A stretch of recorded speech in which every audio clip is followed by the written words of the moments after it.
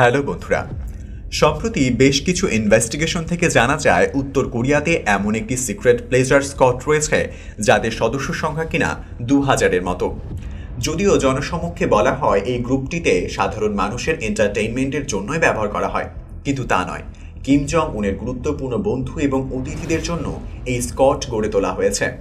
আপনি কল্পনা করতে পারবেন না এই স্কট কিভাবে বাধ্য হয়ে সেই সমস্ত গেস্টদেরকে স্যাটিসফাইড করে থাকে। কিভাবে হলো এর উৎপত্তি, চলুন জেনে নেওয়া যাক উত্তর কোরিয়ার আরও একটি কালো অধ্যায় সম্পর্কে। প্রথমে জানা যাক কোরিয়ান প্লেজার স্কটের মেয়েদেরকে কারা সিলেক্ট করে এবং কিভাবে। মূলত এদের সিলেক্ট করার দায়িত্বে থাকে মিলিটারি এবং গভর্নমেন্টের উচ্চ পদস্থ কর্মচারীরা। তারা সাময়িক কিছু সময় সামাজিক বিভিন্ন প্রাঙ্গণে সুন্দরী মেয়েদেরকে খুঁজতে থাকে। টার্গেট শনাক্ত করা হলে যে কোনো মূল্যেই সেই মেয়েকে প্লেজার স্কটের অন্তর্ভুক্ত করানো হয়। অবাক করার বিষয় হলো এই সমস্ত অফিসারদেরকে প্লেজার স্কটের সদস্যদের বাছাই করার জন্য এতটাই প্রেশার দেওয়া হয় যে 3 বছরের মধ্যে যদি কোনো সদস্য একটা সিঙ্গেল মেয়েকেও প্লেজার স্কটের অন্তর্ভুক্ত করতে না পারে তাহলে তাকে বরখাস্ত করে জেলে পাঠানো হয়। এজন্য কোরিয়ান অফিসারদের সিংহভাগ নজর থাকে স্কুলের দিকে। তারা প্রায় সবসময়ই সুন্দরী মেয়েদের দিকে নজর রাখতে থাকে। যখনই তাদের মনে হয় এই মেয়েটি প্লেজার স্কটের জন্য উপযুক্ত হবে তখনই তাকে বিভিন্ন ক্রাইটেরিয়ার সাথে মেলানো হয়। যেমন তার স্বাস্থ্য ভালো হতে হবে, লম্বা হতে হবে, সন্তবিশিষ্ট এবং ভদ্র প্রকৃতির হতে হবে। যদিও উত্তর কোরিয়াতে প্রতিনিয়ত উচ্চতার চাহিদা পরিবর্তন হতে থাকে। যেমন কিম ইল সাং এর সময় মেয়েদের স্ট্যান্ডার্ড সাইজ ছিল 5 ফিট 5 ইঞ্চি, কারণ তার নিজের উচ্চতা ছিল অনেক বেশি।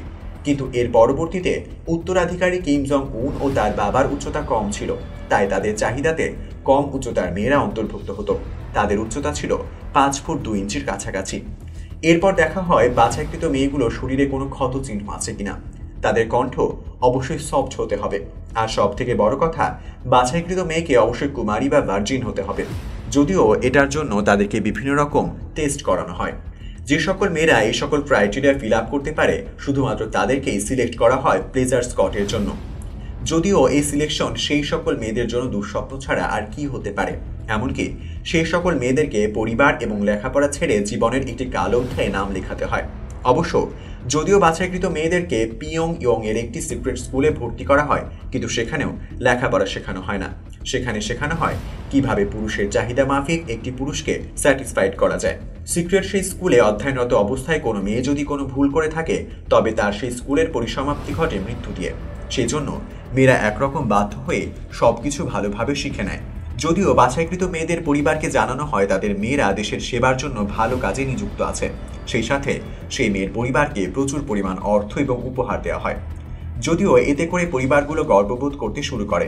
সেই সকল মেয়েদেরকে হাই র্যাঙ্ক ওনার এবং বিভিন্ন রকম ফ্যাসিলিটিসও দেওয়া হয়। আর এরপর থেকে শুরু হয় এই সকল মেয়ের জীবনের কালো অধ্যায়। অবিশ্বাস্য হলেও সত্য, উত্তর কোরিয়ার এই ডার্ক সাইডকে উন্মোচন করেছিল কিম ইল সাংয়ের ভাতিজা লি ইন নিজেই। মৃত্যুর পূর্বে তিনি একটি বইয়ে এই সমস্ত কিছু উল্লেখ করে গিয়েছিলেন। তিনি সেই বইয়ের তার চাচার সকল কুকীর্তি পৃথিবীর সামনে উন্মোচন করেছিলেন। এই সেই বইয়ের তথ্য অনুসারে প্লেজার স্কটকে অর্গানাইজ করা হতো কিম ইল সং এর রিসোর্টে। পার্টিতে আসা হাই র্যাঙ্ক অফিসারদেরকে প্রথমে জিজ্ঞাসা করা হতো তার কি রকম মেয়ে পছন্দ, তারপর তাকে সেরকম মেয়ে সরবরাহ করা হতো। পার্টি শুরু হতো প্লেজার স্কটের প্রথম ইউনিটের গান এবং ডান্স প্রদর্শনের মাধ্যমে, আর অনেক সময় নগ্নভাবেও তাদের এসব পারফরমেন্স করতে বাধ্য করা হতো। কিছু কিছু সময় কিম ইল সং নিজে স্টেজে উঠে এসব মেয়েদের টপলেস করে দিত। সেই সাথে নিজের ইচ্ছামতো ডান্স কোরিওগ্রাফি করে প্লেজার স্কটের মেয়েদেরকে নাচতে বাধ্য করা হতো। পার্টিতে ডান্স এবং গানের পরে বিশেষ ডিনারের ব্যবস্থাও থাকতো। কখনো কখনো প্লেজার স্কটের ডান্স ইউনিটের মেয়েদেরকে ট্রেনিং এর জন্য দেশের বাইরে পাঠানো হতো, যাতে করে মেয়েরা তাদের পারফরমেন্সের মাধ্যমে উত্তর কোরিয়ার মুখ উজ্জ্বল করতে পারে। তবে রাতের অন্ধকার ঘনিয়ে আসার সঙ্গে সঙ্গে কিম প্লেজার স্কটের মেয়েদের সাথে খেলা শুরু করে দিত। গেমটির মূলনীতি ছিল যে হেরে যাবে সে এক এক করে তার গায়ের কাপড় সরিয়ে ফেলবে। একবার খেলায় সম্পূর্ণভাবে হেরে গেলে মেল সদস্যদের তাদের মাথার সমস্ত চুল কেটে ফেলতে হতো, আর ফিমেল মেম্বারদেরকে তাদের প্রাইভেট পার্ট শেভ করতে হতো। যদিও কিম ইল সং তৎকালীন সময়ে উত্তর কোরিয়াতে গান নিষিদ্ধ করেছিল, কিন্তু তার নিজের প্লেজার পার্টি গান দিয়ে উদ্বোধন করা হতো। এমনকি প্লেজার স্কটের মেয়েদেরকে ব্রেন ওয়াশ করে শেখানো হতো তারা যা করছে তা তার দেশের সেবার জন্যই করছে। যে সকল মেয়েরা কোনো এক সময় গিয়ে বাড়িতে ফিরে যেতে চাইতো তাদেরকে নির্জন কোনো দ্বীপে পাঠিয়ে দেওয়া হতো। ফলাফল ভয়ঙ্কর মৃত্যু। প্লেজার স্কটের মেয়েদেরকে 22 থেকে 24 বছর বয়সের মধ্যে রিটায়ার্ড করে দেওয়া হতো, কারণ এই বয়স হওয়ার সঙ্গে সঙ্গে কিম কর্তৃপক্ষ মেয়েদেরকে বৃদ্ধ ভাবতে শুরু করত। তারপরে কোনো মেয়েদেরকে আর্মিতে ভর্তি করানো হতো, আবার কোনো মেয়েদেরকে উচ্চপদস্থ কর্মচারীদের বডিগার্ডে রূপান্তরিত করা হতো।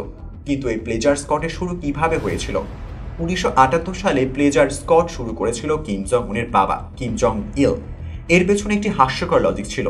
কিম জং ইল মনে করত তার বাবা কিম ইন সং যদি প্রতিনিয়ত ভার্জিন মেয়েদের সাথে শারীরিক সম্পর্ক করে, তাহলে সেই সকল ভার্জিন মেয়েদের লাইফ পাওয়ার তার বাবা শোষণ করে নিতে পারবে, আর এতে করে তার বাবা চির অমর বা দীর্ঘজীবী হতে পারবে।